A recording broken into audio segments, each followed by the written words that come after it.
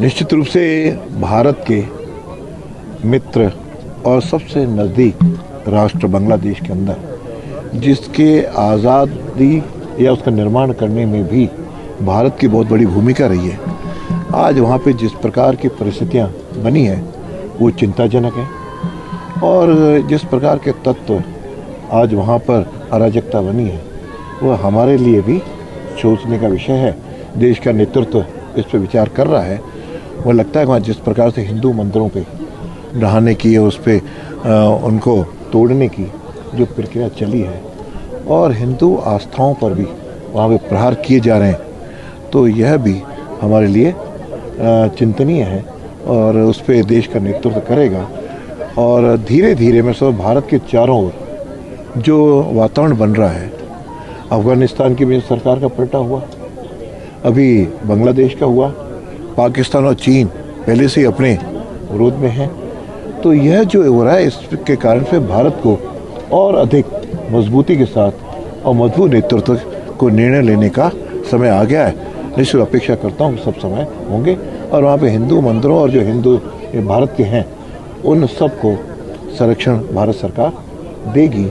और अभी जो नियम पारित किया था CAA का, जिसके अंतर्गत आसपास के देशों के हिंदू बौद्ध इन सब को भारत नागरिकता देने का जो किया है, ये बहुत ही सराहनीय था। मुझे लगता है इसका भी लाभ वहाँ के लोगों को मिल पाएगा। पूर्व मंत्री हैं सलमान खुर्शीद, उनका कहना है कि भारत में भी ऐसी स्थिति हो रही है। मुझे लगता है कि कुछ लोग कोशिश कर रहे होंगे और कर रहे हैं, लेकिन नेतृत्व सक्षम है और हम सब जन भी नेतृत्व का साथ देते हुए ऐसी परिस्थितियों से निपटने का उसमें हम भी उनको संबल दें ताकि हम सब लोग मिल करके भारत में ऐसी स्थिति न बने। ये हम सब नागरिकों का दायित्व बनता है, हम सब इसको निभाएं। कल विधानसभा में जो उससे लेकर कुछ कहेंगे सब एक साथ ही पूछोगे। विधानसभा या सदन लोकतंत्र का एक महत्वपूर्ण अंग है। वहाँ आने के बाद उस सदन की मर्यादाएं, उस सदन की परंपराएं, उस सदन के नियम पालन करना सबका स्वभाव बनना चाहिए। लेकिन पिछले दिनों कुछ लोगों ने इसे प्रयत्न किया और कल एक विधायक ने परसों जिस प्रकार से आसन की गरिमा को ठेस पहुंचाई, हालांकि इस बार विपक्ष ने इस प्रकार के 3-4 अवसर लाए।